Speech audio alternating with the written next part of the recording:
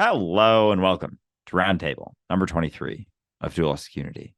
I am having fun with whatever's going on to the best of my ability. It's all I can do as I keep on keeping on, just make the most of the situation that I am and not think that it's necessarily going in any specific direction, but just where I am. And the only option that I ever have is to make the most of whatever it is to whatever degree that I can make the most of it. And I am a fan of your performance. And I don't just mean you, Andrew. I also mean you, our listener, and anyone else that I really run across, because it's dawned on me that all I'm ever really doing is interacting with myself and witnessing myself in some part of the spectrum between self acceptance and self denial, being versus thinking about being. And so I'm always intrigued by what people are doing now. I'm always interested in how their journey is going because I can relate to that journey. And what gets me is that the more I let go of my preferences and my judgments and my expectations of how people should be doing and all of that, the more I'm really able to witness how incredible their journey is, how complex they are, and how well they're doing despite all the shit that they're telling themselves that might be tearing them down. And so I am a fan of you. I have faith in you. This is a hell of a journey. I'm so excited to witness it and to be a part of it. Indeed, it is. And with all of that said, I hope you enjoy this live stream that is Roundtable number 23 of Dualistic Unity. And here we are for a roundtable episode. God, I love these. They're so much fun. We have had a lot of conversation today. Andrew and I recorded an episode earlier with one of our community members, and then we did a social episode earlier, which was also a lot of fun. None of these episodes have had any cohesive starting point. And so why should this roundtable be any different? Before I start, I just want to say thank you to everybody who has been helping us out on Patreon. This has been a huge thing for us because Andrew and I have been doing this full time for almost a year now. We're coming up on 9 months. This is our 2-year anniversary on the podcast. And frankly, we've never thought of the business end of this up until just recently in terms of making a profit and trying to get some money out of it so we can continue to build resources for the community and stuff like that. We just haven't thought about it. It's always been about the conversation. And so if it wasn't for Patreon, and all of the support that our Patreon supporters give us, this wouldn't be happening. We wouldn't be here. We wouldn't be able to do this 5 days a week. We wouldn't be able to put so much time and effort and energy into just continuing to grow as people so we can share it with you. So I just wanted to give a shout out to everybody who's been supporting us on Patreon, as well as everybody on our Discord, everybody who's just on our Instagram or any of our social media. Hell, if you're listening to this for the first time, thank you so much for being here, because that's how this all comes to be, is just collective change, and then we witness what happens. And right now, Dualistic Unity is happening. This roundtable is happening. I'm very excited. I'm going to pass it over to Andrew and shut the fuck up now. But welcome, everyone. It's nice to see you.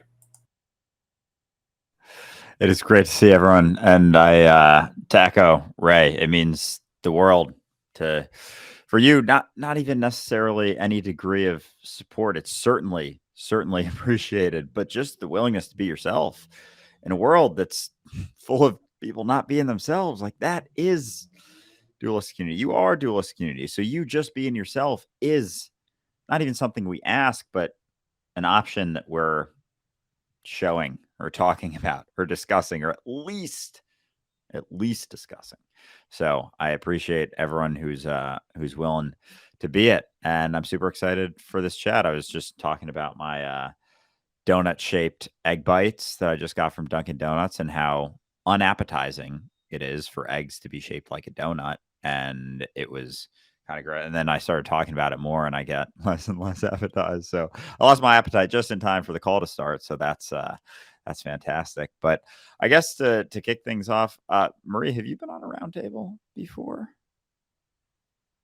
You have, right? Yes. Yeah, Yes. you've been on. Okay, I wanted to kick things off with Kat. It's great to see you. I appreciate you coming on and joining, and would love for you to just share a little bit about yourself. Okay. Um, I'm actually at work right now. I'm in Oh, a meeting room. But my name is Kat. I live in Utah. I stumbled across your account recently. It was your gummies videos, and they just made me laugh so fucking much. And then I started like really listening to more things, and I was like, and I hopped on the live today, and I was like, oh, I don't know what all this is. Like, this sounds fun. So that's how I got here today. I was just like, I was at my desk and working, and your live was up on my computer or like on my phone. But yeah, I live in Utah. I'm new to Utah, um, and always exploring growth and mind expansion, for however lame that might sound. Um, and yeah, I don't know what else to say, so I'm gonna stop. That's perfect. Welcome.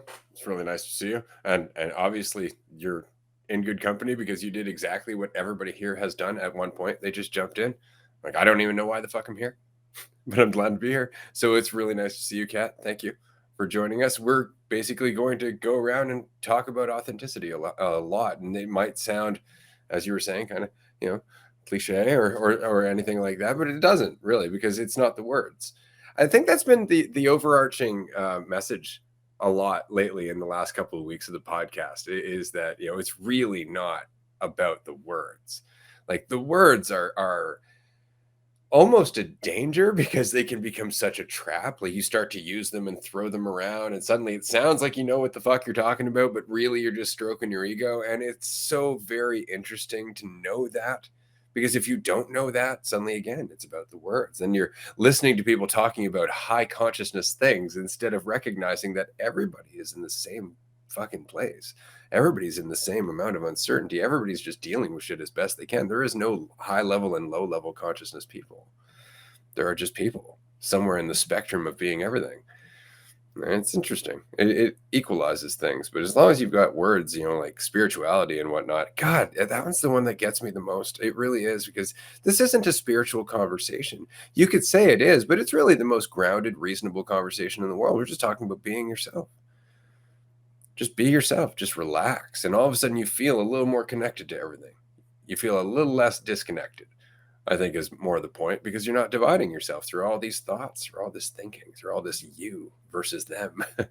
You're just being, you know, and that's where you start to experience all these things that religion really tries to get across, or at least tries to communicate, but then bastardizes in its efforts to maintain itself.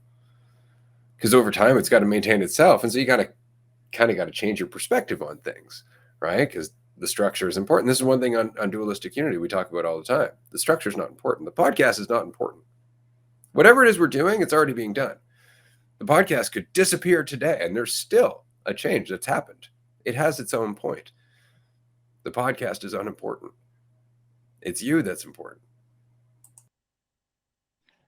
amen. Yeah, I mean, fuck, that one's been hitting me recently just so hard. The application, like, to your point, the words can very easily become a danger because it's never been anything that's said. It's almost like not even as closely connected as I thought necessarily. Like, because there's still, if it's anything about the words, it's like the words are the input into getting to where you're going, as opposed to the words being a product and expression of where you are. And the words can very much create a sort of trajectory, a path, like measuring yourself in terms of how well you understand things, which then means, how well you act or how correctly you act. If there's any degree of a right way of being that you're striving towards, that's going to come up in potential in every situation that you go through.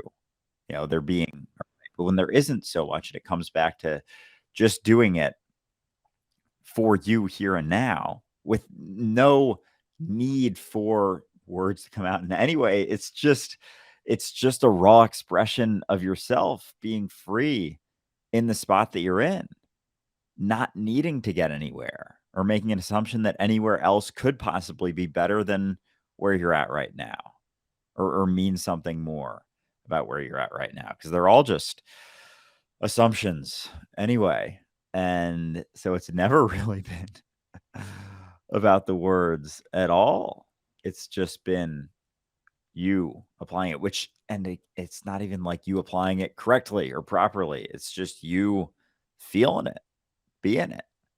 And then the words don't need to make so much sense. Well, because it's really important to remember that, like, even the word relax, be yourself. Let's just say those words, relax, be yourself. If I'm coming across like, relax, be yourself, I was like, Jesus Christ. Like, the words don't really mean anything. It's how they're delivered. It's the vehicle that they're delivered through. And that's you. Your perspective on everything is what facilitates how you deliver any message. This is why I always thought it was funny in life coaching. It's not about having the clever answer. It's about sincerely empathizing with the journey. Right? That's all it is. It's like, yeah, this shit's hard. And so many people are like, really? Like, it's not just me? It's like, yeah, it's not just you. This stuff's hard. And that's okay. And now we have a hand raised. Amanda, hello. Thank you for joining the roundtable. How are you? More accurately, a lion's paw was raised. Human hands are old news. No, but that's a game that we play in the chat for the most part. I'm always instigating us, like, doing something different. I was thinking about it. I was like, damn, we've had medieval hands, vampire hands, werewolf hands. I was like, what kind of hands haven't gone up yet? I was like, animal hands or paws or claws or, talons. So, but it's just keeping it fun. And so when I think about this question or this idea of, damn, yes. Okay. Side note, just got distracted like a dog. Squirrel. totally had that moment. Oh, but when I'm thinking about authenticity, it's not that, like, I'm being accurate or true to the Amanda story. It's that I'm just fucking relaxed. I'm not putting on any show. I'm not trying to be anything. It's like, you're talking about authenticity. It's just another word for how relaxed you are. Because when I'm feeling the most like a character, I feel tense. I feel the expectations of that role, of that script, of how that's going to be received by the audience. And I forget that I'm the biggest audience member, because I'm the one that judges the role the harshest. I'm the one that I put the most weight on that character. But truly, when I feel the most authentic is when I'm not trying to be anything, including the character Amanda. And it's just when I am the absolute most relaxed is when I have been called the most authentic.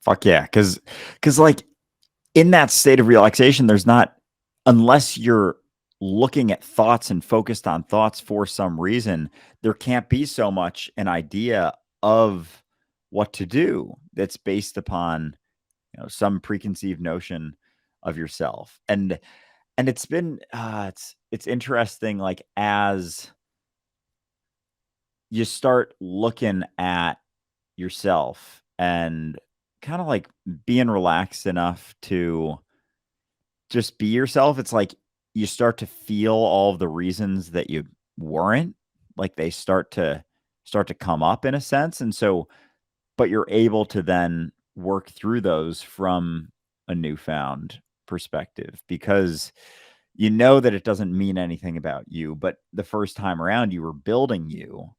And so that's what created, like we were talking about yesterday with the knots, like the story of you is like a rope with a bunch of knots in it. And as you work through, as you relax, it allows those knots to be worked through, but it doesn't mean that they go away like that. It's like they're untied and let go of, and that means that they change. And that change comes with discomfort. And Ray reposted, I think, one of his TikToks the other day or yesterday, that change and discomfort go hand in hand. So, like, if you're feeling uncomfortable, don't run from that. Don't panic. It's just indicative of things at play in process.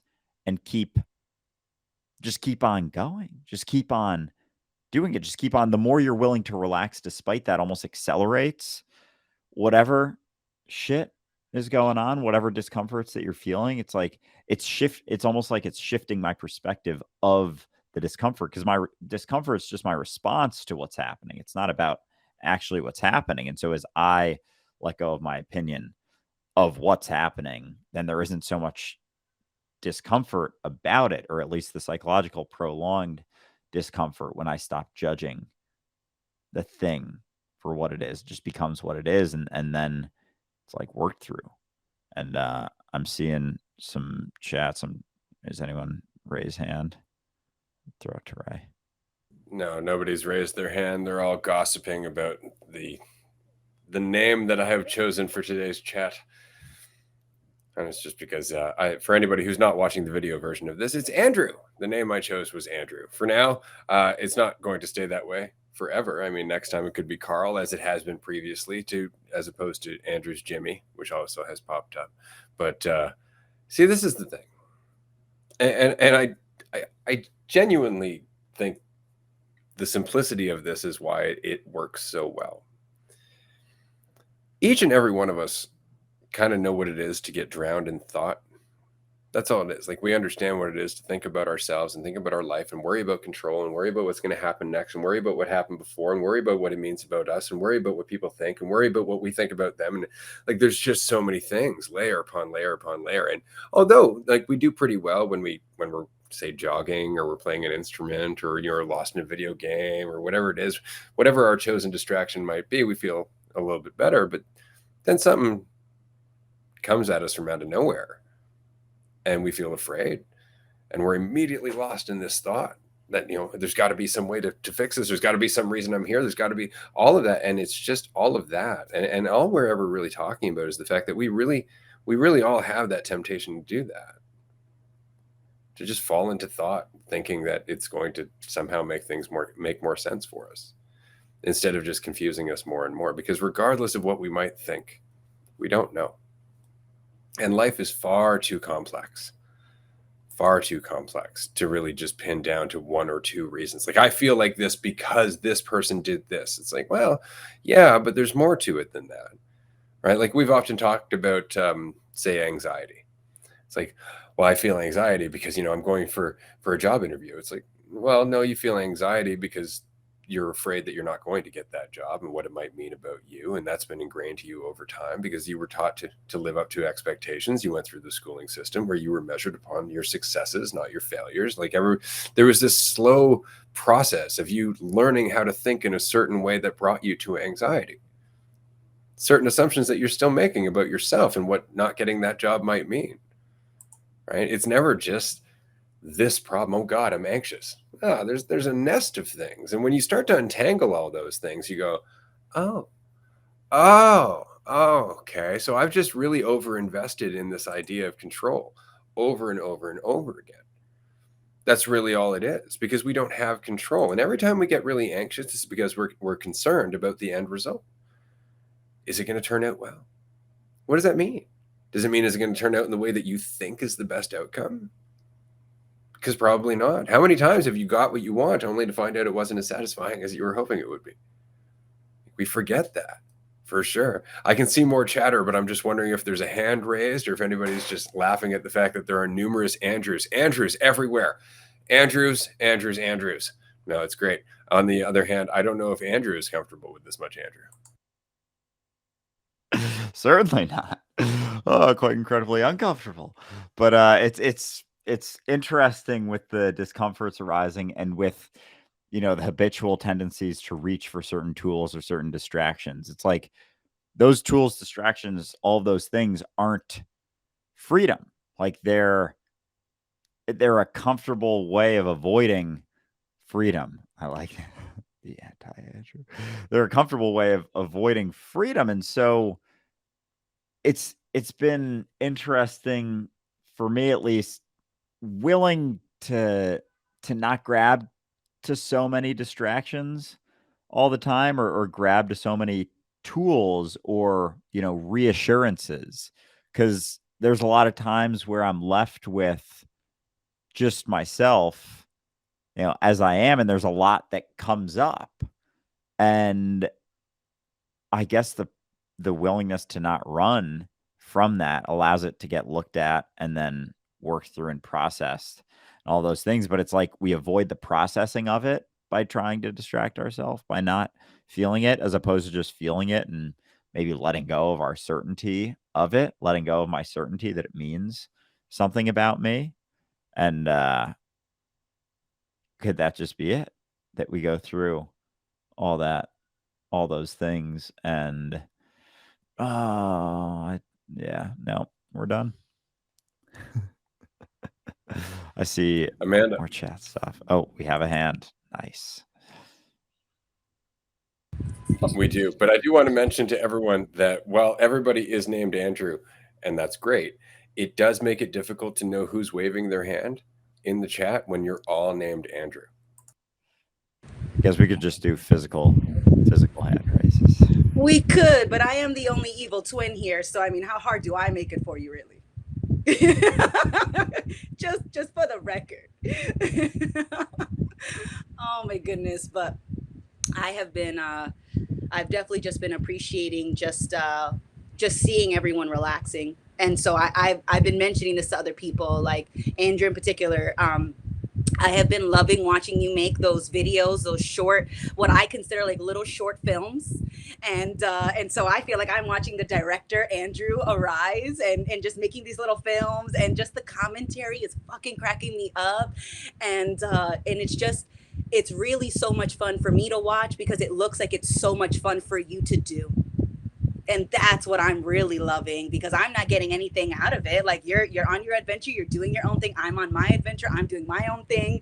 And technically they're two separate adventures, but it's fucking amazing when you see somebody. It's like when you catch somebody and they're dancing, and they're not just dancing, they are in the fucking groove. They are grooving like it is their last jam. They are grooving like they have invented dance, and they are feeling it in a way that like they are that moment. And it's so delicious just to drink it in, just the sight of it, just to be there. And you're like, I am not even dancing, but I am feeling it, sir. You are. This is a good. Are good times contagious? Because I am feeling them, sir, and I was not feeling them just a minute ago. Oh my God. And it's just so fantastic. And one of the ways that I used to practice this for years is with a best friend of mine. And usually what I had heard growing up is that girls don't like girls. Girls don't want to see other girls happy. That, you know, they can't be trusted, they're catty and all of this. And me and my friend, we are two powerhouses. You know, we take up space, and you would think that we wouldn't get along, but it's just that we always understood that even if one of us was quote unquote center stage, there was always time for someone else to be center stage. Like, it was never forever. And we always kind of on some level knew like there's enough happiness, there's enough joy, there's enough purpose, there's enough of everything for everybody. So I never have to feel some type of way if someone else is center stage. Rock that stage, man. Encore, please. The crowd, I speak for the people want more, you know? So, and it's just so fantastic to be able to like genuinely feel that for someone, because I have also been in the other breath where I have begrudgingly said congratulations, and I could hear the venom in my own voice. Like, I knew that I was not happy with that person. I knew that I did not want to be saying congratulations. I could hear the venom. And that's why the words never matter, because it's always about where are those words coming from. Are you genuinely happy for someone, or are you saying that because that's what nice people say? I've been there. I have done both. I have been the person genuinely happy for someone else, and I have been the person that has been bitter about someone else's happiness. Like, I know exactly what it feels like. And it's all when I get caught up in, either I'm caught up in the story or I'm not. And because I'm not caught up in my story, I get to genuinely appreciate the story that you're creating in front of me in that very moment. So I feel like I am at the seat of your creative genius, and I fucking love it. And I'm very much happy to see it, and just excited that it's not just us.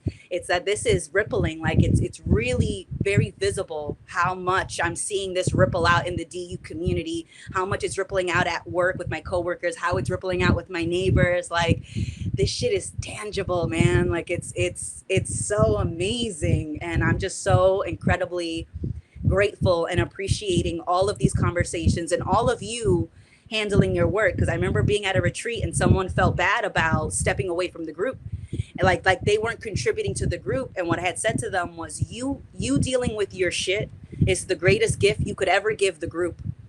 It's not only the greatest gift you can give yourself, but it's the greatest gift that you can give to the rest of us, because I'd rather you take a moment to deal with your shit than pretend you don't have shit and try to be at the party like the shit's not bubbling up to the surface, because we all can feel it. It's just a matter of where's our attention? Is our attention on the moment or on the story about how the moment should be different?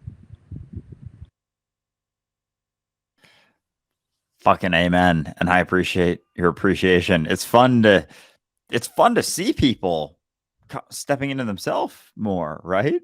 It's like, that's fucking exciting, especially if you feel like you're stepping into yourself more, because it's like the whatever resistance you have to that is your resistance to people being themselves. Like your own resistance to being yourself, you're going to resist other people being themselves.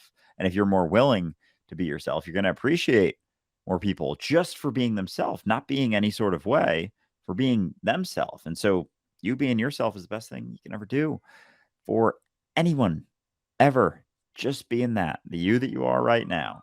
Best thing you can ever fucking do for me. I know we have some hands. Pam. Great to see you, Pam. How you doing? Hey guys, good to be here. I don't know if you guys who were at the retreat or any of you heard me talking about how when I was at the retreat, I was somewhat fixated on when I got back, you know, how I've kind of had these epiphanies and I've learned these things, and that I was going to have to tell people about it. And that, that was kind of messing me up. And I was like, it's not my responsibility to tell them. They're all going to be curious. They won't, they'll be able to see, they're going to be asking all these questions. And how do I explain this to them? Very fixated on that. And what I realized when I got back was, I just sort of gave a slight overview of kind of like, hey, this was a retreat where there was no schedule. We didn't really, quote, do anything. And once I said that, a lot of people were satisfied with that. But what I found was in the following days and weeks since then, even today this happened, is I don't need to say anything. People are asking me like, what's going on with you? You seem like you're doing great. Like, what's this all about? And I just realized it's that same thing. Me being me, figuring out my shit, being at ease, having all these things happen to me and kind of settling and getting into this flow state is like, people can't help but notice. And then they come to me and sort of ask a little bit about, hey, what are you up to? What's this all about? So I kind of felt like people would be kind of, skeptical and fighting me on it and, really holding me accountable for like helping them understand it. And then I realized I just need to be me, and they're going to start understanding, and they're going to get curious, and they're going to see. So to me, that was like such a huge epiphany. Like, I don't have to have the answers for these people. I am the answer, kind of, just by being here and being me. So that's the thing I really loved about this. And I just keep, I've got my little index cards that you guys know that I've made. So, let the brain think. You be in the moment, here now, just that's it. Just be you. Just let it go. So that's what I've been feeling great about. I don't have to do anything. They're going to get it. And the ripples are made. Exactly. Yeah, you being you is the most jarring thing you can do to reality. You want to shake someone, like, be yourself. Yeah. And really be willing to be it, and that'll shake them. Right. And allow them to question some of their assumptions. Certainly. And there's a lot of most curiosity with people now, I think, too, is that there's so many people suffering that when they see somebody who suddenly doesn't seem to be suffering as much anymore, and then they're kind of like, whoa, what's up? I want to ask you about this, but, they're nervous, they're confused about it. But just the fact that they can see a change in me is such a huge ripple for them. And so I just love it.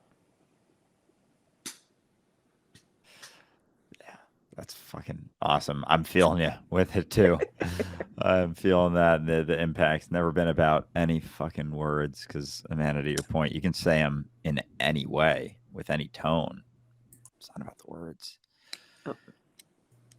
Well, God, I mean, we're actually told, like, what, you're feeling a little down, choose a different color for your living room or something like that. And it's like, okay, so something like a color, something as simple a change as a color is going to have an impact on you. But a whole human being, a whole human being as part of your environment, that's huge. That's a massive thing. So yeah, it's just about who you are, whether you realize it or not. It's more your state of ease that has an impact than you trying to convince anybody that you're at a state of ease. Right. Because that doesn't sound like a state of ease. That right there is very compelling for people, right? That sense of ease, because most people don't have it. They're fighting every single fucking step of the way. Exactly. Kat, I believe you are next. Yes. So I'm gonna apologize because my thought was from like 4 thoughts ago. So, but I'm not really sorry, but I'm like pseudo sorry, right? Yeah. No, I don't remember exactly what you were saying. Not Andrew, but it was something where it just made me think about how something I struggle with as a fellow hyper thinker is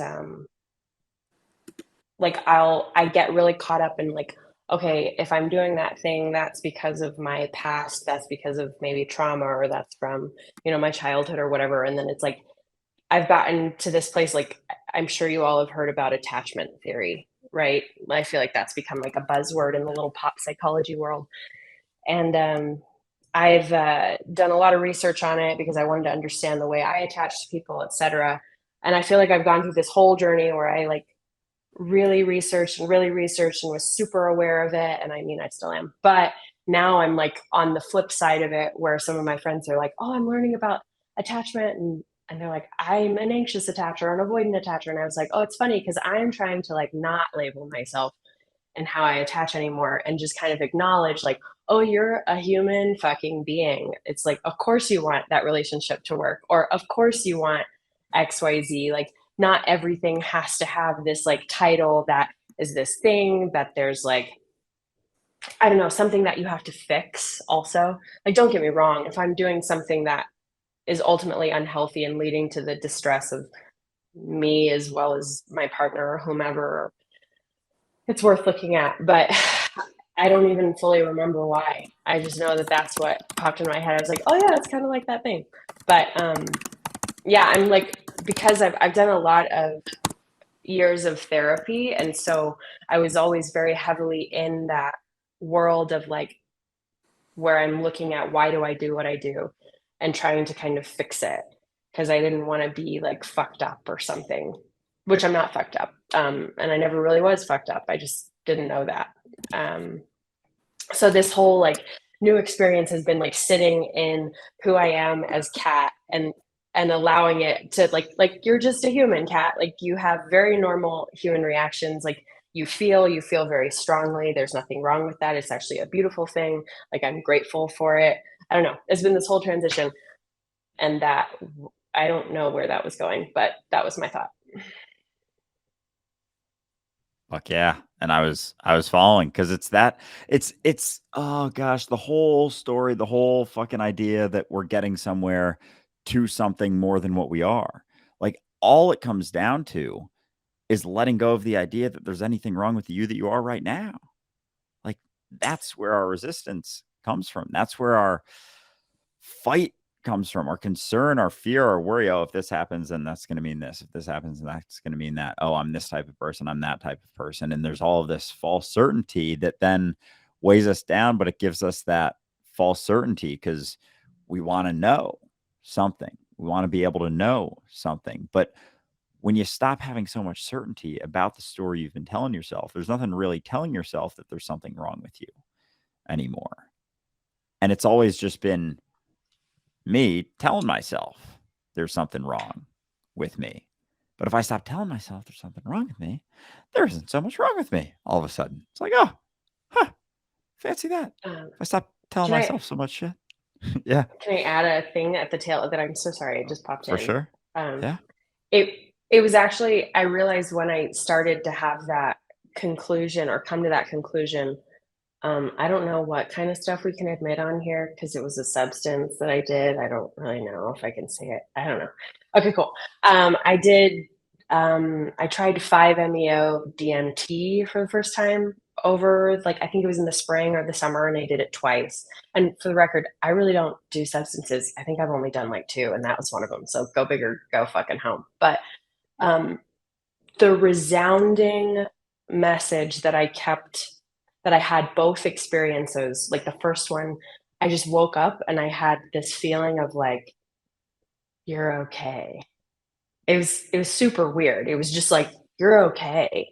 And I think it's because I've spent almost, 15, 20 years trying to make sure that I was okay, that I wasn't that thing like what I saw as an example, or I was, not an unhealthy or whatever type of person or something. And so I've like poured so much time and effort and energy into trying to make sure I'm okay. And it was this final like wake up call of like, Kat, babe, you're fine. Like you're more than fine. You're fucking golden. Like, and not just because you've done the work, but legitimately because you are actually okay and you always were okay and you're going to continue to be okay no matter what happens. Yeah, and that's all. That was like that thought of what you said a second ago. It's like you're fine, like you're Gucci. You don't need to do anything. What's funny, I had a conversation recently with a friend of mine who's a counselor, and obviously there's a bias there, but I've been going through things like the end of my marriage and whatnot recently, and I'm doing okay. Like it is what it is, and you got to adapt as you go. But the advice was, well, maybe you should see a counselor. And I know from my rough and turbulent teenage years that going through therapy is ultimately in the direction of you getting to a point where you admit you don't really need it, where you are strong enough to face it yourself. And I countered with the fact that knowing that I will never go to therapy is the reason I will never feel like I need a therapist. It's just the simple fact that I know I'm enough. Like whatever healing is going to happen through my own self-honesty and self-reflection. A good therapist really just gives you the therapeutic environment to feel safe enough to work through your shit. They have no answers that you don't have. They have no wisdom to give you that's not innately in there and then you're already willing to recognize. They can talk all day long. It's not going to make a bit of difference. Not at all. It really just comes down to you and your willingness. And if that willingness is there, then you're already willing. You're already everything you need. You don't need to go to the therapist. Maddie, I believe you are next. Loving everything that's being said, and I agree with if you don't feel like you need therapy, and if you feel strong enough within yourself, then like you really don't need it. I think a therapist just offers the space for you to, like a safe space and a different perspective that, or so they can help you ask the questions that you might not have asked yourself. That's if like you haven't really done any inner work. If you're, but there's like nothing wrong with, going off on yourself and doing it by yourself, for yourself, because but I was just going to jump back into the topic of being genuine. Like you can feel when someone is being, or they're trying to be something as if like to prove something to themselves or to the people that they're with, like, oh, I am worthy of your time. I am worthy of like hanging around. And it's like, well, if I didn't want to be around you, then I wouldn't be here. So like, you don't have to play this game of pretend or like try and make yourself something that you're not or impress me in any way, because I am just here for you. Like I'm enjoying your company already. So like, you don't have to pretend or mask.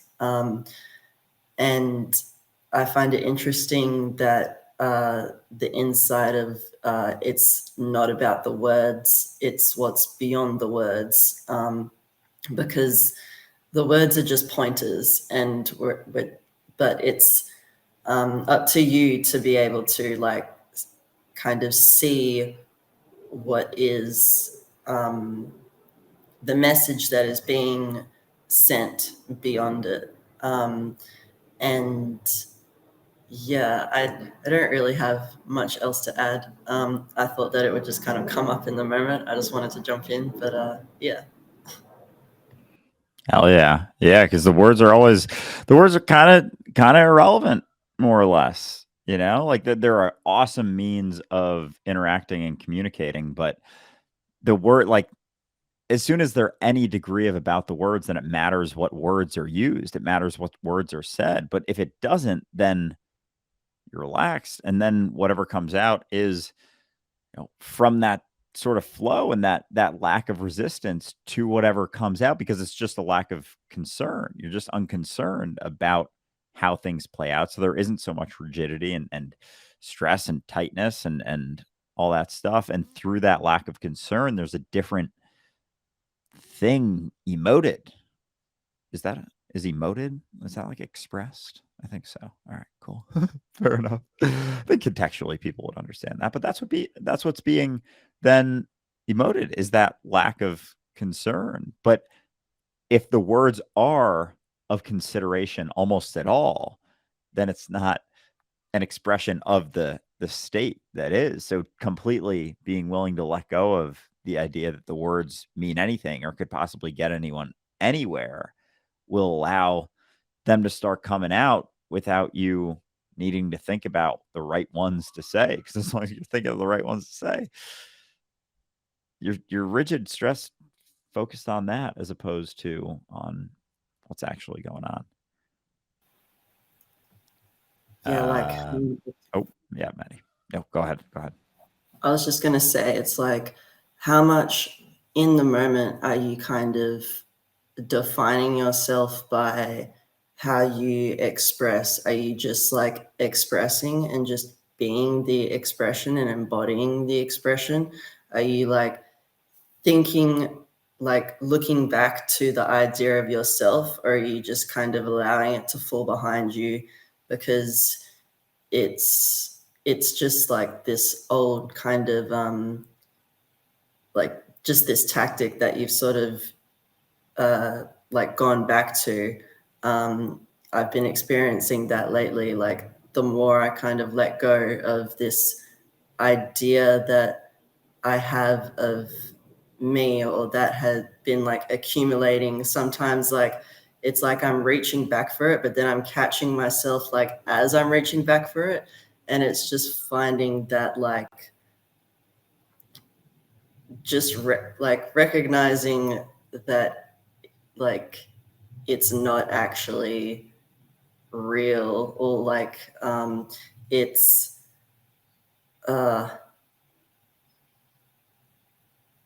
like God,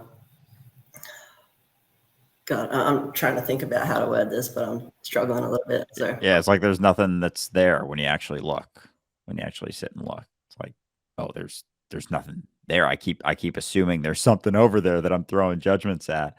But if you actually sit and look at it, it's like, yeah, it's like grabbing at that ghost, that figment of your imagination, because that's the only place fucking your idea of yourself exists, is in your imagination, straight up out of your imagination. Amanda? Yo.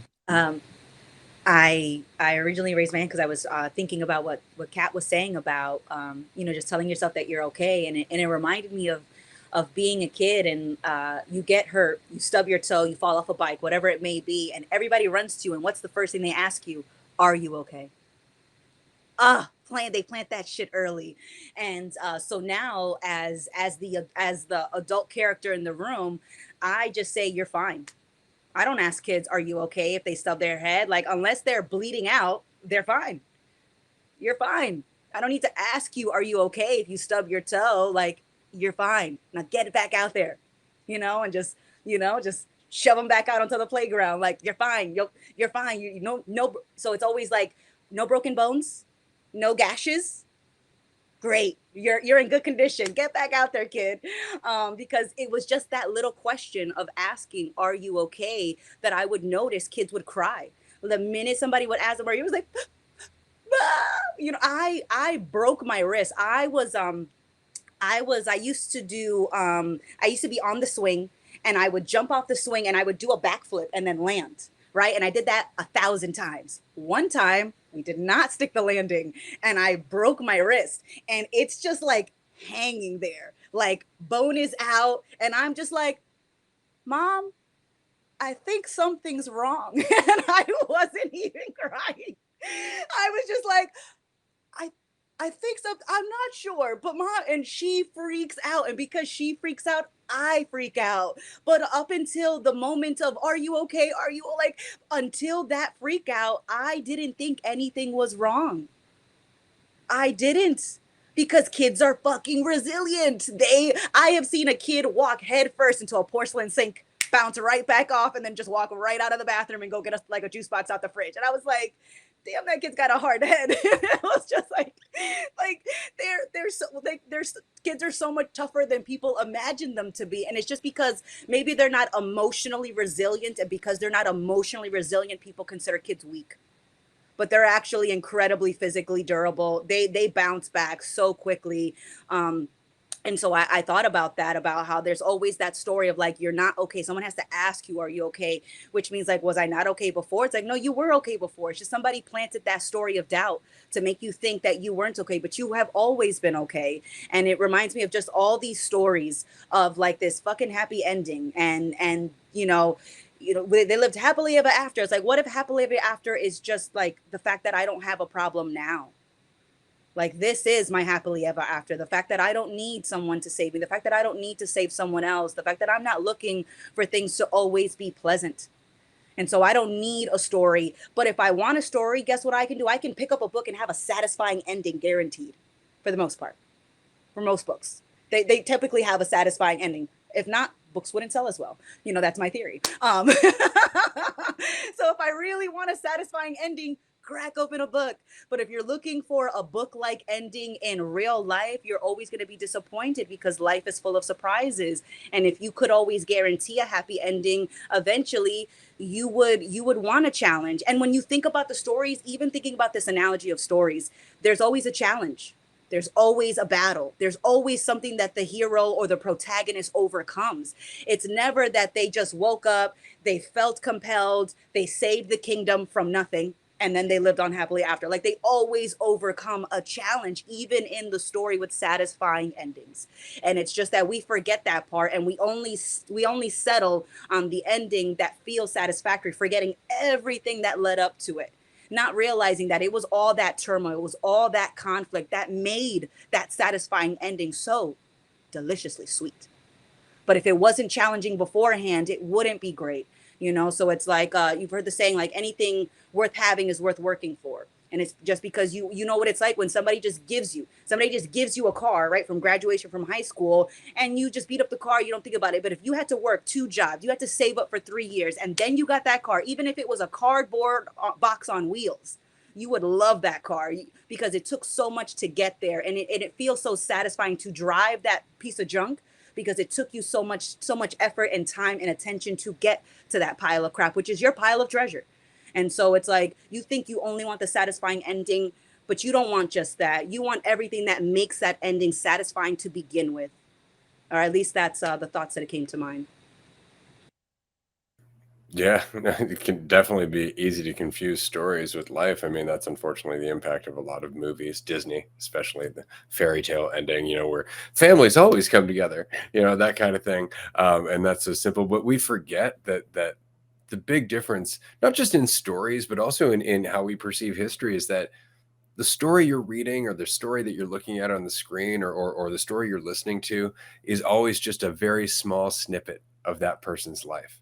It's always just like within a month, a week, maybe a couple of years, maybe it's the span of their life, but you only see certain pivotal moments. Like, there are so many other things in between that you just can't include in a book, because life is so much longer than a book. Could you imagine a book that even contained everything that's happened in your life up until now? Like, it'd be massive. Like, how many people would be having different perspectives? Would it be a book just from your perspective, right? Or would it be a book from the possible perspectives of other people too? Like, it would just be immense. And that's just your life right now. Right. So yeah, there's no story that can come close to the reality of existence, which is that it's not about an ending. It's about many different endings, which aren't really endings when you think about it. That's why, again, that song Closing Time, every beginning is some other's beginning's end.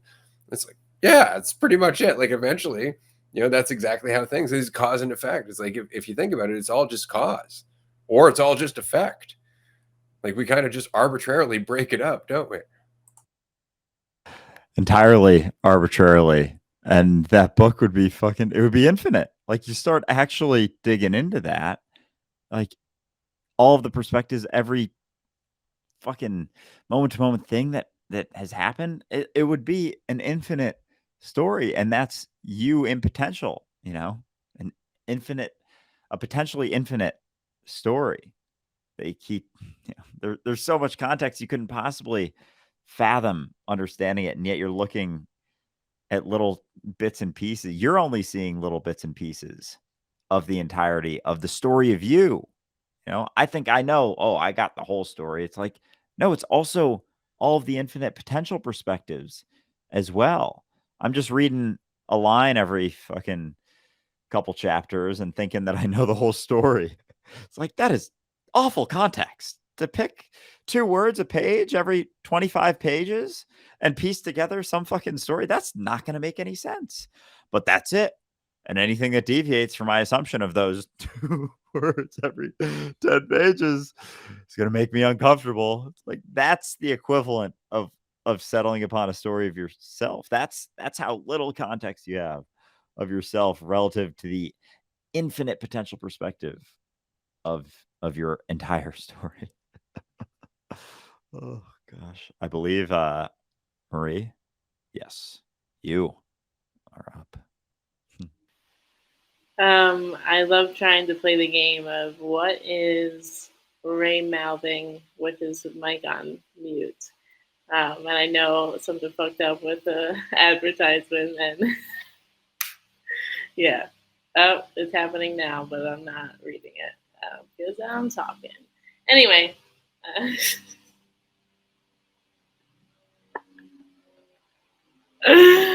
love it, love the power. Anyway, so hi everybody. So the thought that came to mind throughout the last couple, I guess, people sharing is, and it was literally brought up, but stories. And when Amanda brought up kids, like I've been back at work now working with kids, and I fucking love working with kids because, like you said, like they are so resilient, they're so strong, they're so aware, and like all you want to do is help them relax and tap into all that curiosity and wonder they have, and keep it a part of who just be yourself, dude. Honestly, what's funny is um, Ray has taught me the 3 components that I've been like adding to the lesson, like the lessons I've been doing with my kids, which is like the themes of relax, pay attention, and be yourself. I'm like, that's how I've been saying to teachers. Is that like talking about rippling out? It's just like if I mean, some conversations can only go so deep, but I feel like everybody can understand on some level what it looks like to relax, whoever that means, or where they're at. It's fine, but like to relax, pay attention, and be yourself. I think a lot of people can just get on board with whatever that means for them because words. And then with the kid thing, though, like even when somebody falls, for instance, which happens every day because kids, people, but like I won't even like make eye contact with them. Like I'll know that it's happening and won't give attention to it. And they'll usually just like get up, they'll look around to see if anybody's, is anybody worried? Is anybody having a reaction to what just happened? And if no one's having a reaction, kind of just like brush themselves off and keep going. And so it's like what's funny about that, or what came up, and I'm just gonna start saying these words out loud because I haven't thought it all the way through, but like how often like I'm talking about paying attention, but like not giving attention to a narrative. Here we go. So like if I were to like have something's happening, like a reaction or start to create a story that like something is wrong or whatever, now this person is receiving that like, oh yeah, something is wrong. Whereas if I'm not giving the attention, So it's like I'm paying attention to the moment to understand, I guess, what seems to be the most helpful way to navigate this, but I'm not giving attention to uh, something that's happening, and then not giving attention to it. But yeah, I guess I'm not giving a narrative to it. I'm not trying to, you know, tell them how they're feeling, because, or make it more than it needs to be, whatever it may be.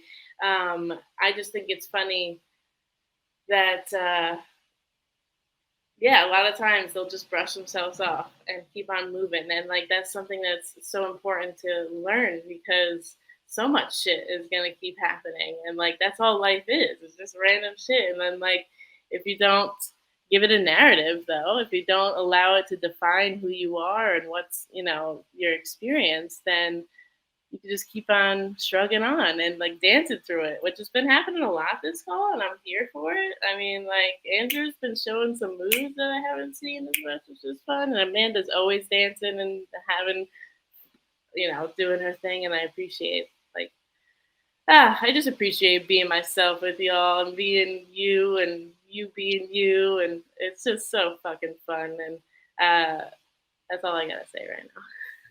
Oh, that's great. I've had moments where I've witnessed that, especially when my daughter was younger and she'd have friends over or something. I'd be on like the second floor looking out the window, and her friend be like running full tilt across the lawn. All of a sudden, bam, just face plant right into the dirt. And my first reaction is like, oh shit, should I go running? And then you just watch for a second. Kid kind of stands up, looks around. It's like, I don't have an audience. Yeah, fuck it. And they just keep going. And isn't it so funny how so much of our reaction comes from the perception of other? How did I look falling on my face? Right? If there's nobody looking at me, do I give a shit? Isn't that funny? But that is often the case. And that's exactly what it looks like. It's like, anybody see that shit? No? All right. Wasted opportunity. I'm just going to keep moving on. And it's just so funny how as children, we don't recognize that we're building reactions to things, and we're building this slow concern for what somebody else might think. Right. And of course we are, because the perception of other.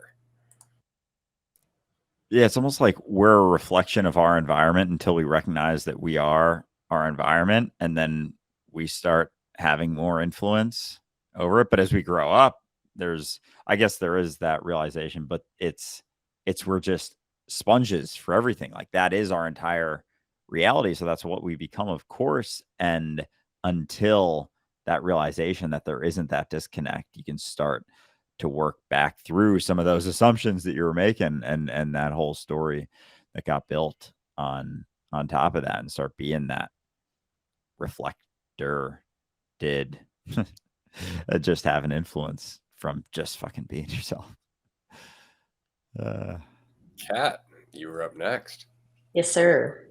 My thought, I feel like this is the game we're just going to play. It'll be like 3 thoughts back. But when we were talking about the concept of like being okay, and I think what you were saying, Amanda, because I think I'm a sucker for semantics, and that might not even be the right term to use, but whatever. But like, I think the concept of being okay is the one, like, it's worth talking about with people. Like, if I like to frame it like, I'm like, okay, if I have kids, what would I teach them? And like that thought of like, you fall down, you scrape your elbows, and you are bleeding, but ultimately you're okay. And you're not okay because it doesn't hurt and you don't have an injury and you don't need to take care of that injury. Like, you're okay because ultimately you're fine, and you're going to be fine, and it's going to heal, and you'll be able to work through it, and you'll get stronger, and you build resilience and strength. And I think that a lot of times when people say to other people, they're like, oh, you're okay, it feels dismissive, because it's this lack of acknowledgement of their human experience. Like, when I think about some of the roughest times I've experienced in the last handful of years, I'm like, there were moments where I knew I was okay, but I was also simultaneously acknowledging that, like, this fucking sucks. Like, I am unhappy, or I am devastated or angry or whatever. And it's that dichotomy of being able to know, like, I'm angry, but like, I'm also okay and gonna be okay. Like, it's okay to be angry. It's okay to have a feeling because I'm a human being. That doesn't mean I'm not okay. Like, I think that's like that place of growing is, but so like I've noticed that like when I say I'm okay now, I don't know. I like that term, but I feel like it helps when if I was talking to somebody like when I was talking to my niece recently and I'm breaking that down because we were talking about something she was struggling with. But it's like, you're okay, but like, yeah, you still need to take care of whatever's going on. Like if you cut your head open, like you should probably put a band-aid on it. But like also you're okay. You're gonna be okay. Or if you have a concussion, we might want to check that out. but also you're okay. I don't know. I like it. And then on the other thing you guys were talking about, I really love this concept of stories because I think it makes it so I don't know, it's easy to wrap your head around. Like I think the first time I heard somebody describe like our experience as the story we tell ourselves was probably like, I don't know, 8 to 10 years ago. And I've heard it come up so much more since. Like people use it in their conversations now where they're like, well, the stories you tell yourself. And I'm like, I fucking love that. Like when did that start becoming popular? But it's so true. Like how I'm sitting here, depending on the story that I tell myself for this moment or this day, can completely alter how I perceive the experience. So am I going to have a good experience or am I going to have a bad one? Well, it really just all depends on the story I tell myself. Like, I don't know. It's like perspective stuff. I don't know. I love it. I'm enjoying listening. So those are my old thoughts and the new thought. And thanks. Yeah, and it's the continuation of telling yourself that story, thinking that there's any credence to it whatsoever, and it's exciting to start seeing more people even just acknowledging it. Maybe not necessarily completely being willing to look at, oh, that's the entirety of my perspective, and if that's not true, and my opinions of things aren't true, what's left is just myself here now. But even just the willingness to see and look at, oh, this is just a story I'm telling myself. And when you break it down, it's just from one unique, tiny little minuscule perspective. So it has no credence whatsoever. It's just like a comfy little flotation device that we've been continuing to hold on to because we don't know that we can swim because we've never let go of the flotation device, the floaty of the story of some false certainty, just a little tiny perspective. Meanwhile, being able to swim, but never being willing to let go and realize that you can't, not being willing to take the leap. And that's all it is. Because even, in that example, babies know how to swim when they're born. It's crazy. And what gets in the way is our fear of it. And so if there's not so many reasons to be afraid anymore, the environment shifts with you, then there's more people willing to let go of the floaty, let go of the story, or at least question it and wonder, do I really need this floaty? And I believe Maddie is next. Maddie. As we've been talking about the story, I've been thinking about how the story that we tell ourselves is like we're paving the path underneath us instead of just like as we're walking, we're like paving it as we go so that we can feel this certainty of like ground underneath us so that it feels like we're stable instead of just letting go or like ditching the pavers and just allowing yourself to fall and then figure out how to like fly as you're falling.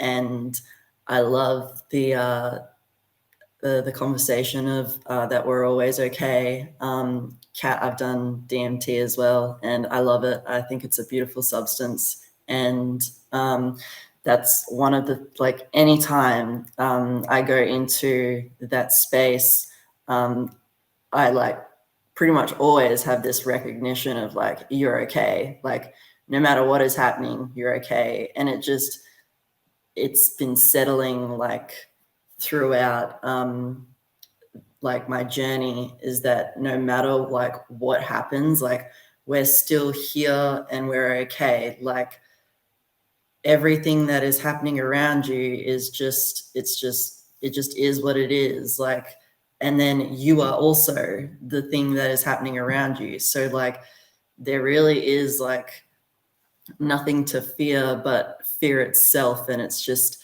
I love how we were talking about kids and how like, I've seen videos where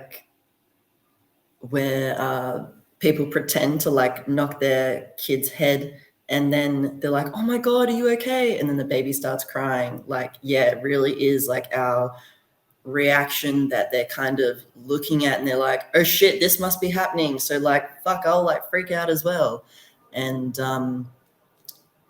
it's almost like when we're growing up as kids, you're allowing like other people to kind of input in on your story because you don't have one. So other people are like writing your story as well. It's not just you, but like you listening to them, and they're kind of like, here, let me, I'll grab my pen and kind of like write in a little bit here. And then you eventually take on their pen, and then you're kind of like writing like with it. And then like you could either be looking back to them or, but it's just, yeah, that's all I have to say. Yeah, it's funny because I think in the context that we're saying, I'm okay, what I'm really saying is I'm not panicking.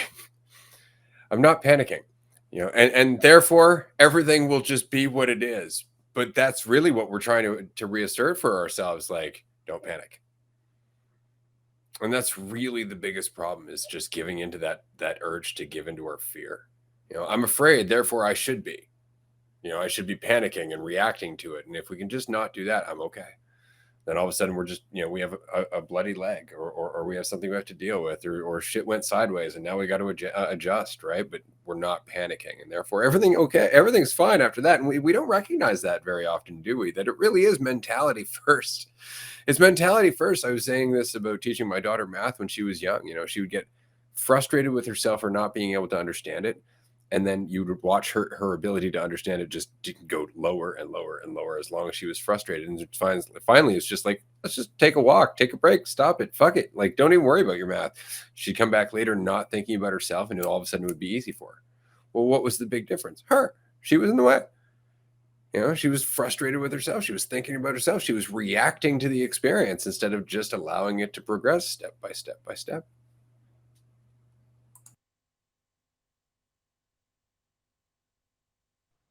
Pam. Andrew, you got anything, or are you going to Pam? All right, Pam. Pam is next. Okay. Maddie, what you just said really like blew my mind. I wrote it down so I can think about this tonight later. But the whole concept of like, I just realized that I let everybody else write my story for most of my life. Like, and that's like the switchover I'm having right now. So I'm like, wow, totally blown away by that way of thinking of it. So thank you for saying that. Whew. What I was going to say was, I was thinking back on this moment where I'm very emotional right now.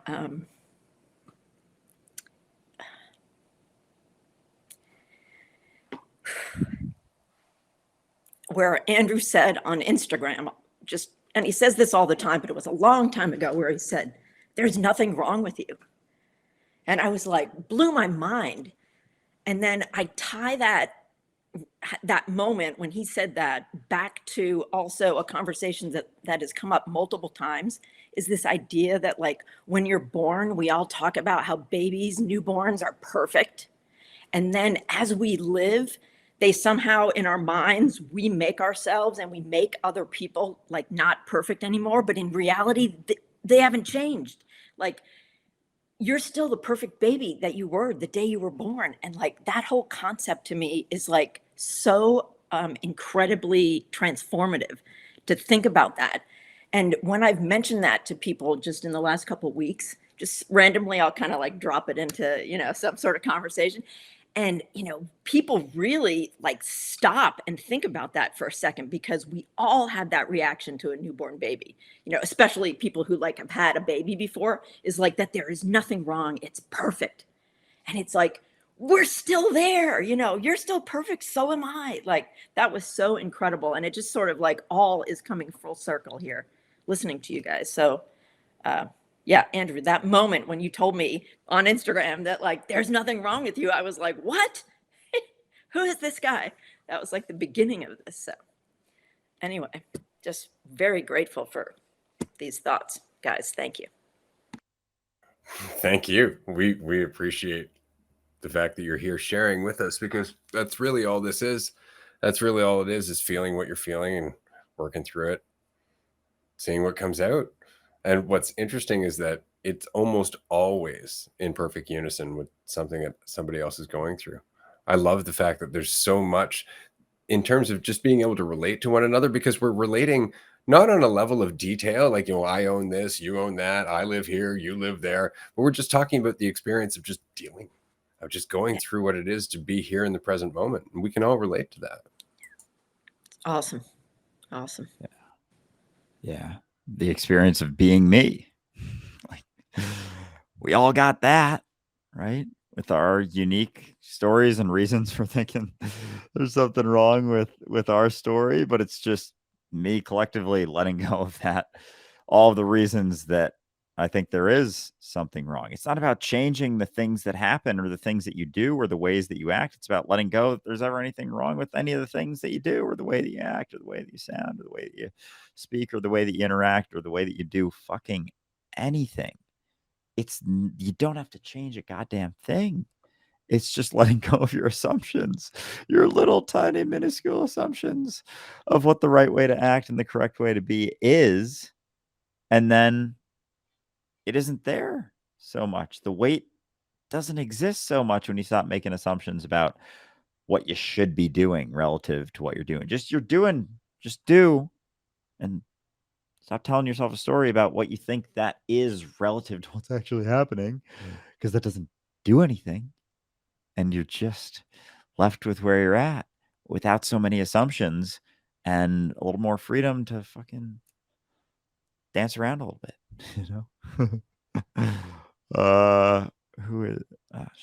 who's next? Amanda. Poppy. We have evolved from Poppy into the chupacabra. A wild beast is on the loose. Be wary, people. Be wary. Oh my God! But I'm loving this. You were just saying about like how babies are perfect, Pam, right? And it's so funny because it almost feels like they're considered perfect because they're a blank slate. No experience, they're not tainted by experience, or they're not tainted by bad things happening or bad habits or labels that are not ideal.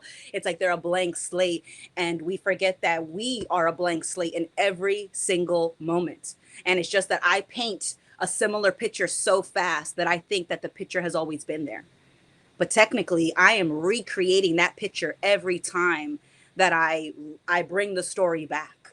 Every time I say that I'm a type of person, I am repainting that similar picture and telling myself that it's identical.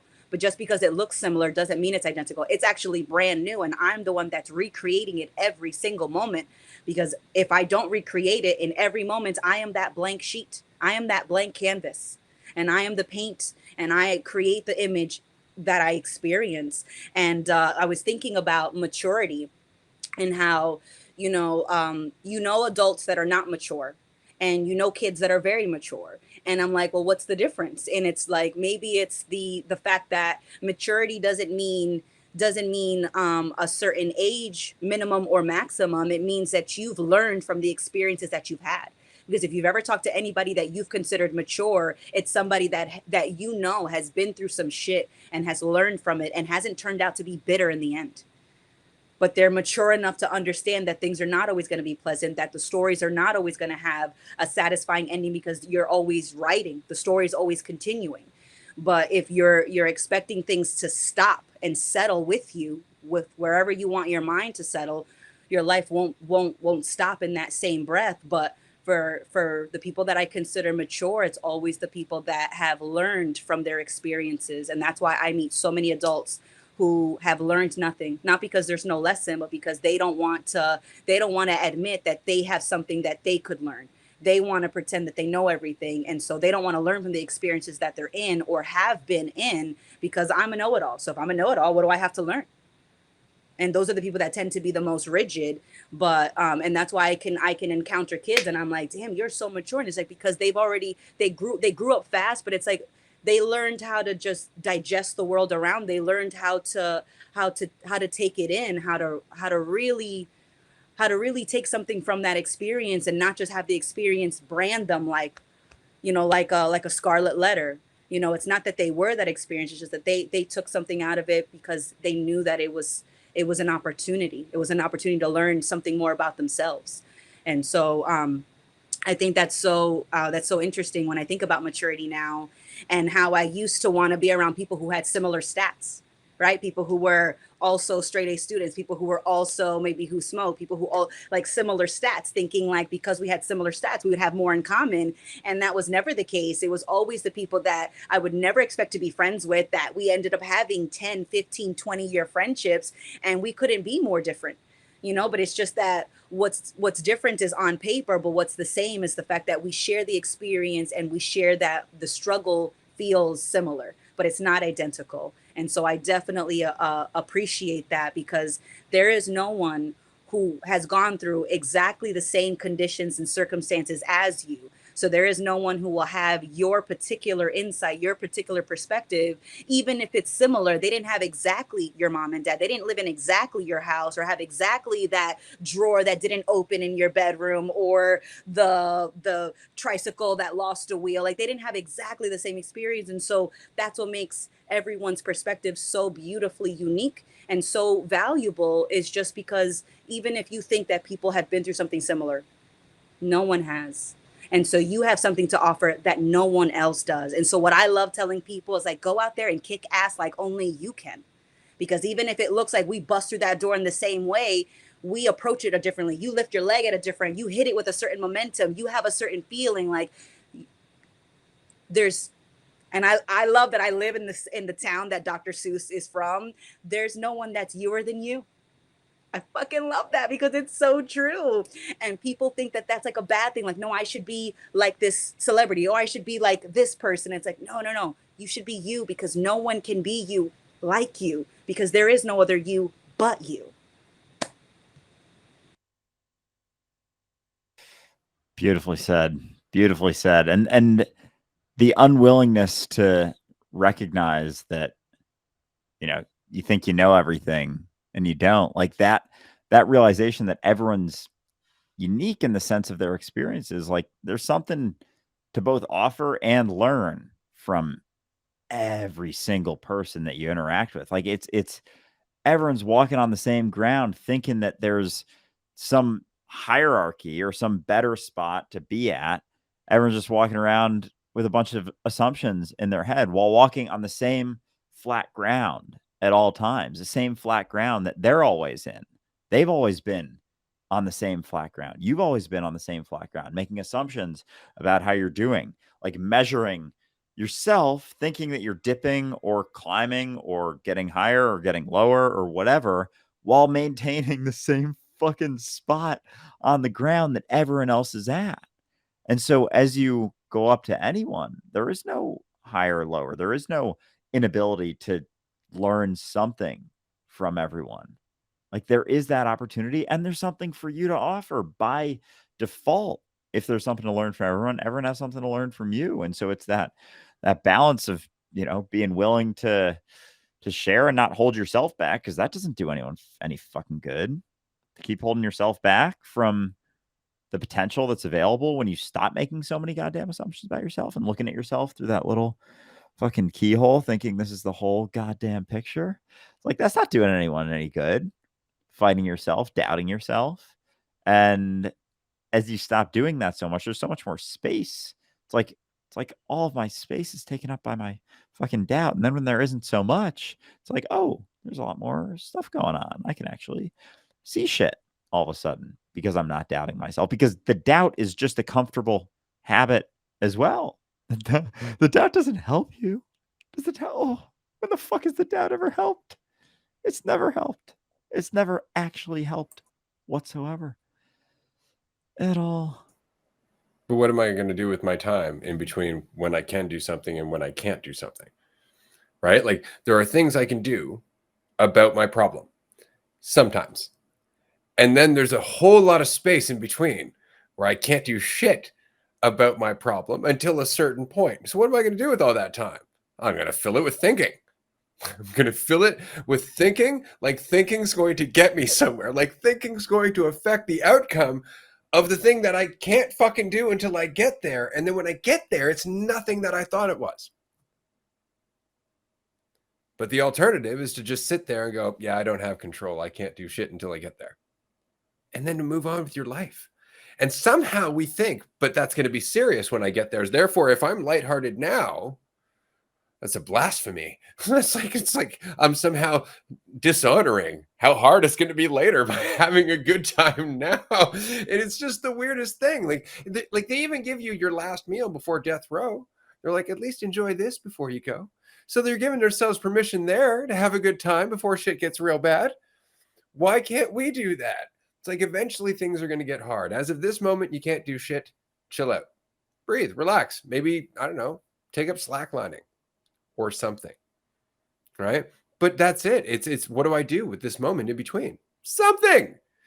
You know, don't give in to the urge to just delve into thought thinking that that's going to make you feel better, because I don't know if anybody here has noticed, but it doesn't. It really doesn't, because you can keep thinking. And then as soon as you get to a thought where you're like, well, that makes me feel a little better. Oh, fuck, there's some questions I could ask. No, I'm not going to ask myself questions about that. So all of a sudden thinking's not helping at all, because again, you could keep thinking. There are more questions. No matter what you settle on, you're going to doubt it because there's more questions. This is the problem with religion, right? People really defend their religion. Why? Well, because they secretly doubt it. That's why when you cling to a thought that you can question, doubt arises. That's just part of the fucking point, right? So it really is just like, just be where you are. You know, stop thinking there's more that you can do than you're doing, because playing in this fictional world of your head is not getting you anywhere. And just relax. I love how simple it is. By the way, before I move on to the next person in line, I just wanted to mention how fun it's been to change our names throughout this episode. Anybody who is listening to this episode and you haven't checked out the video version, do check out the video version on YouTube. It's well worth it. There's been a lot of different things happening here. I have been referencing one of my favorite horror movies / horror series. So of course I had to just change it up from time to time. El Brujo Especial is definitely my favorite, followed by El Jefe. These are both references to Ash versus the Evil Dead. If you haven't seen it, go watch it. Ray, I believe you're up next. There's a funny George Carlin bit where he says before, you know, people get the injection for like the death row, he's like, they fucking wipe your arm with an antibacterial wipe. Like, what the fuck is that for? But that's make sure we clean that before, you know, fucking kill you. You never know what's gonna happen. So we do, though, I guess, in that case. And then it's interesting though how comforting yet limiting attaching to stories is. Like how often the go-to can be, well, I'm going to react this way because that's just, you know, who I am. I'm going to, you know, be this specific way or have this reaction because this is what I do. And it's like,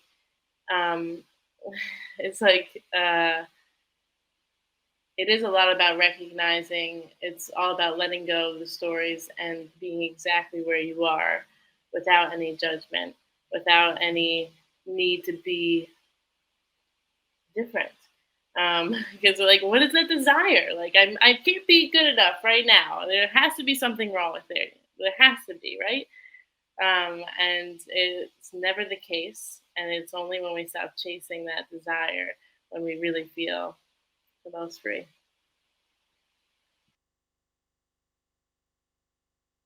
Amen. Amen. It's the fight for something to be different, right? The fight for something, me to be different than I am, for this experience to be different. Something happening right now shouldn't be happening.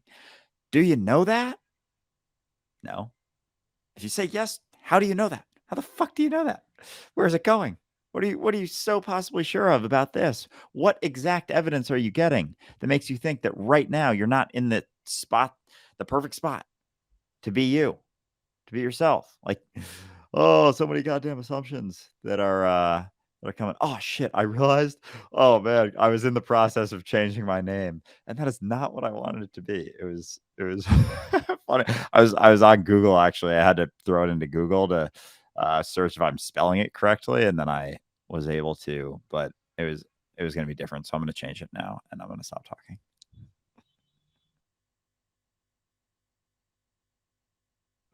All right, we'll just drop it there.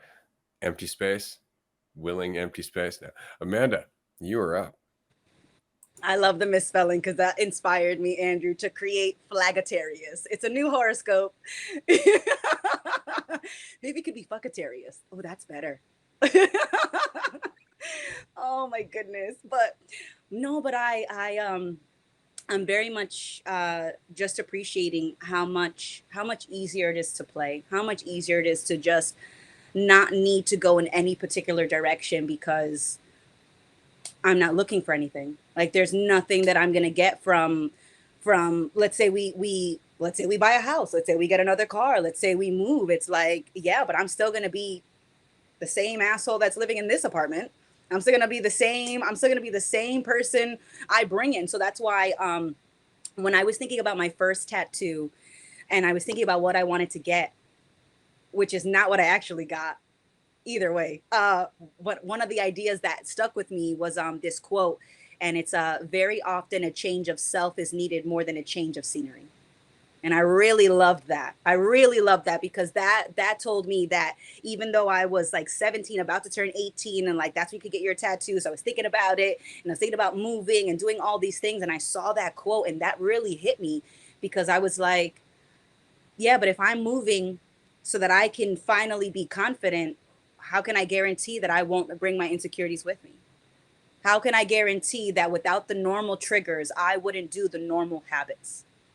And so that really stuck with me. And I ended up not moving for a few years when I was really gung ho on getting out of my small town and going out there and taking the world by storm. And the world is my oyster, as I was told so often.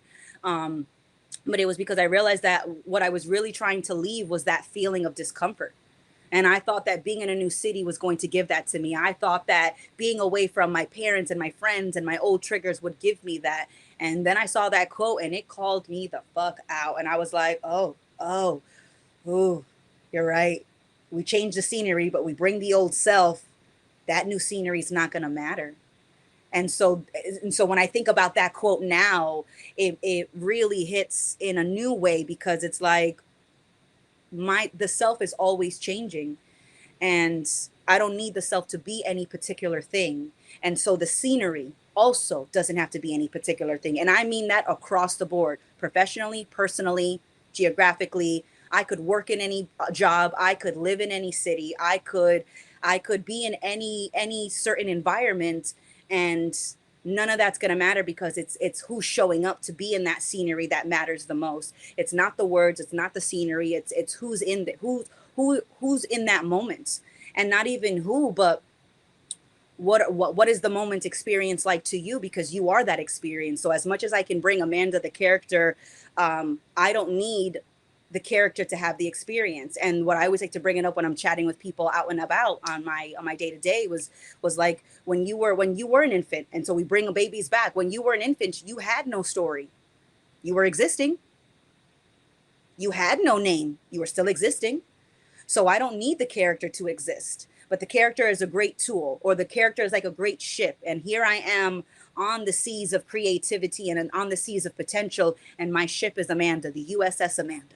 And we could rename it whatever we want. We could add a new mast. We could change out. We could repaint it. But it doesn't matter because I'm not the ship, and I can hop off the ship at any point and just be the potential, untapped, unlabeled, just completely untethered.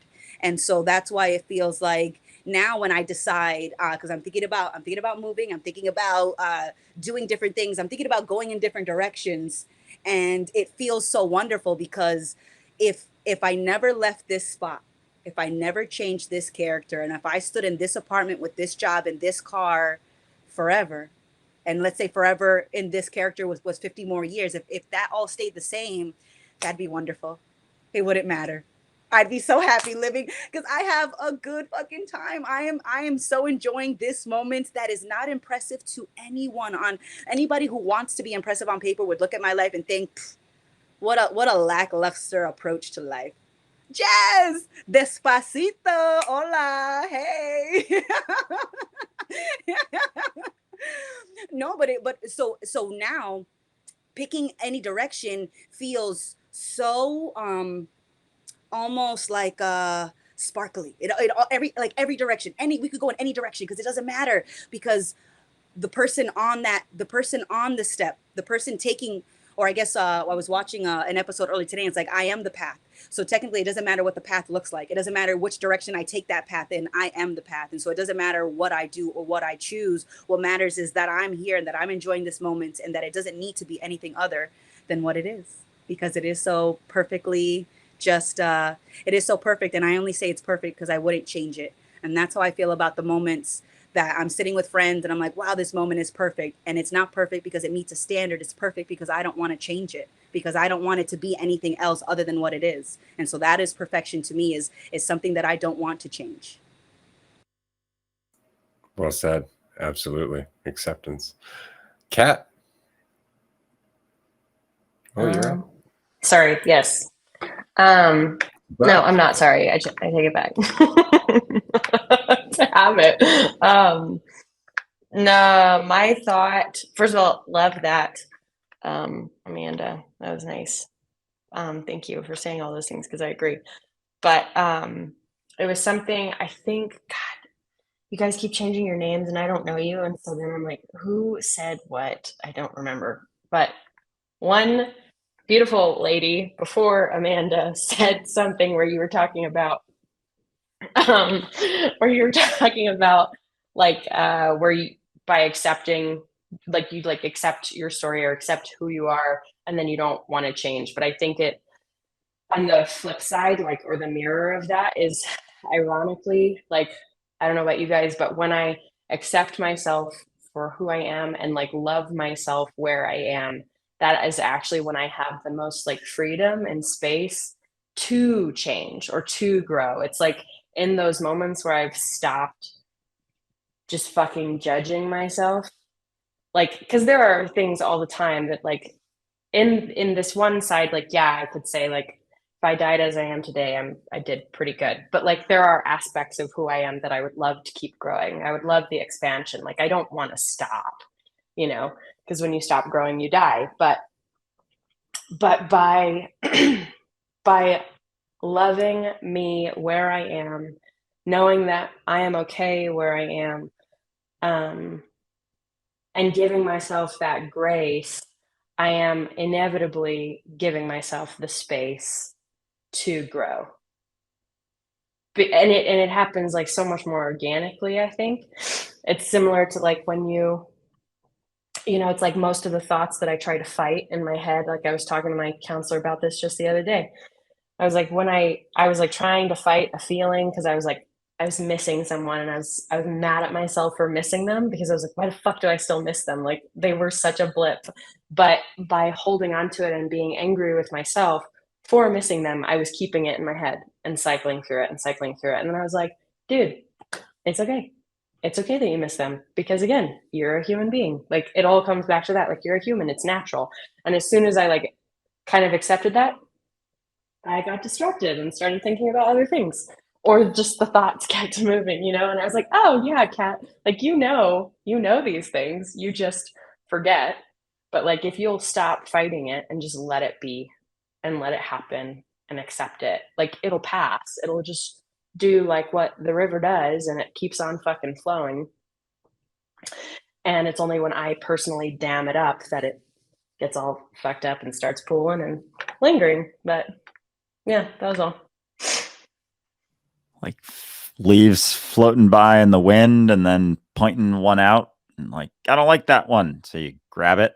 Like, I got to change that one. It's like, yeah, I would have kept going if you hadn't grabbed for that thought. And so, yeah, it's you know, what you resist persists sort of deal. As those things, certain perspectives come up, like as you're fighting it, it's like you're giving it attention. And it ultimately comes down to any perspective, any perception doesn't mean anything about you anyway. And so even as those feelings come up, because some of those feelings run deep of wanting someone to be there, but understanding that there's no degree of measurement of possible wavering in value that could possibly mean anything about you, because there is no way to measure you. There is no adequate measurement. It's all just assumptions floating around, settling upon some answer like, oh yeah, I've gained this much value, I've done this many things. And those are as much assumptions as our fears. Those are as much our assumptions as our negative perceptions of ourselves, the reasons that we don't like ourselves. Those are equally as assumptive as presumptive, assumptive. Yeah, one of them works. And so you can never be certain. That spot of uncertainty where you're not thinking about the good or the bad things about yourself is where it's all happening. It's like taking off the shades, lifting the veil, being like, oh shit, there's experience happening that has nothing to do with my assumption of this experience. That is cool. Huh. There's not so much concern here necessarily, because anything that does come up, any impact would be another assumption. But yeah, there's a lot of reasons that we cling to those assumptions or feelings of control in that spot of uncertainty and freedom. So, yeah. Jazz, good to see you. As you know, we are coming to the end of our episode, so it is nice that you could join us. We have about 8 minutes left. How are you doing? I'm doing well. I was just enjoying coming in and out of the live stream and enjoying everything you guys were saying. And it's funny because I wasn't sure if I was going to join today. I did have something I wanted to touch on, and I will in the last 7 or so minutes that I have. But it's funny because it's very related to what you guys were already talking about, which always happens. But it's, yeah, I loved when Amanda was like, everyone seems to have a different perspective. And, you know, so I was like, yeah, I would love to share my perspective. So I was like, yeah, let's do it. So I was loving how, what I was thinking about recently, or what I've been realizing recently, is what it means to be of service. Because when you think about helping and what it means to help, and when you're seeing like people around you suffering a lot, then you can have this idea of control of how you can help, like, because sometimes you can have some assumptions about what someone is dealing with. And so a lot of times, like, it's because you're having empathy for what you are going through, basically. But what I'm noticing a lot lately is that you can't share insights. Like, you can only like be the insight, but you can't share it. And all you can do is just be the fertile soil in the moment for the other person to be as relaxed as they can be, so that they can grow in whichever direction that, you know, they choose. Like, they're the one opening Pandora's box, and they have to be the one opening Pandora's box, because you can't. All you can do is just be there, be yourself, be relaxed, and show all other yous that you can do that, because that's the spot where insights come from anyways. And it's it's funny because, like, yeah, you can think about what it means to help, but what does it mean to just be yourself and allow yourself to be yourself in all other iterations of yourself, and just have that lightness with it, because you realize that there's nothing wrong, that there's no kid that's hurt, or that there's no kid that won't learn from this. So yeah, I've just been, it's also really relaxing just for yourself when you realize that that's all you can do, is just be. Yeah, it's really funny because all of a sudden it's so funny that we look at it and we have to use the word service, but that's really just the ego's perspective of it, because there's no other way to. It's like, well, I'm kind of just helping out, but it doesn't feel like that. It just feels like you're doing something that comes very naturally when you yourself don't feel like you need or lack or you're afraid. All of a sudden, you're just fulfilled. Your cup is overflowing, as it were. So it's not really being of service so much as doing something cool with your time. Right? It really is just like, yeah, this is kind of in my own best interest. It's just that all of this is equally me. There's no separation, right? We are all in this together, which is we don't look at it that way because we can't, as long as we're all in this together, because there's that divisive perception. All right. It's interesting. As soon as we fall into it, there's a bit of a trap there. I want to mention that we are going to be continuing this for another hour and a half. In 20 minutes, there is a group discussion on our Patreon page. You can join. It's a tier 2 call. We have a free 7-day trial available for Patreon. So do feel free to join us. We love these discussions. They're a lot of fun. We do this 5 days a week. They're not episodes. Don't worry. You're not going to be on the screen in front of all of our audience, though if you'd like to, you definitely can. These roundtables are a lot of fun. Kat, I wanted to say very quickly, thank you so much for joining us. It was really nice that you could be here today. Great way to introduce yourself to the community and us. I'm looking forward to chatting with you more often. Yeah, absolutely. It's great to have you on here, Kat. And yeah, Jazz, to your point, real quick, and then we got like 5 minutes. I'll pass to. I have one quick announcement before we wrap up. Okay. Just remember. Okay, cool. I'm gonna pass to Marie because I want to hear what Marie has to say.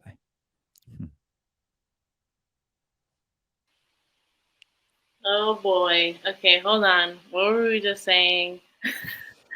Yes. My thought, yeah. Do it. So my thought was going to be just about how you can't force anyone else to relax. Like, to Jazz's point, the only thing you can ever do is relax yourself. Yes. Okay. Thank you for saying that. I was just having a conversation. It's so funny that you bring this up, Jazz, about how often I'll see living in New York homeless people, and then there's the stigma of being in a homelessness situation where they're less than, right? And that like there's like you're making assumptions and judgments, but all you see is this little picture, and you're once again creating a narrative or seeing it through that tiny little peephole versus recognizing that is you and accepting and loving, because loving is just like accepting that we're all in this together. Sorry, there can't be no division between us. And so like I love what you said, Jazz, of just like reminding others that you can be yourself is the best way to just be. And that's all we could do.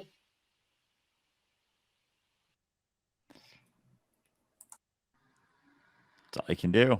All you can ever do. There's no one else to relax. You trying to get anyone else to relax. You can't do both. You can't do both. You can't try and get someone somewhere else and be relaxed as you're doing it. And there's no one else to relax. And ultimately, realizing that it's like there's not so many reasons to not be relaxed anymore. It's not necessarily you should relax or there's reasons to. It's just like that's the most viable option. It's the most productive option. It's the most efficient option. It's the most enjoyable option. And yet I still don't want to do it somehow because I think that I won't be able to handle something that comes up.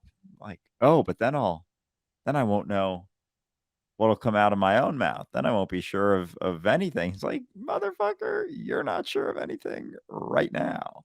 And tensing up and not being relaxed isn't of benefit, no matter what, ever. Like, it is not more beneficial, no matter what my mind tells me, to tense up and stress out and get super rigid and concerned about something relative to just fucking relaxing. Which has been the process of this entire podcast.